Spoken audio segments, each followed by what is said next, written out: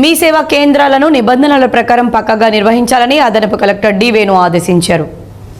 పెద్దపల్లిలోని సమీకృత జిల్లా కలెక్టరేట్లోని సమావేశ మందిరంలో అదనపు కలెక్టర్ డి వేణు మీ సేవా కేంద్రాల నిర్వహణపై సంబంధిత అధికారులు, మీ సేవా కేంద్రాల ఆపరేటర్లతో రివ్యూ నిర్వహించారు. ఈ సందర్భంగా అదనపు కలెక్టర్ డి వేణు మాట్లాడుతూ ప్రభుత్వ మార్గదర్శకాల ప్రకారం మీ సేవా కేంద్రాల్లో అవసరమైన పెయింటింగ్ అందిస్తున్న సేవలను వివరించేలా నోటీస్ బోర్డుల వివరాలను ఏర్పాటు చేయాలని అదనపు కలెక్టర్ తెలిపారు. ప్రజలకు కుల ధృవీకరణ పత్రం, ఆదాయ ధృవీకరణ పత్రం, ఇతర ముఖ్యమైన పత్రాల జారీ అంశంలో ఎటువంటి ఫిర్యాదులు రాకుండా విధులు పకడ్బందీగా జరిగేలా చర్యలు తీసుకోవాలన్నారు.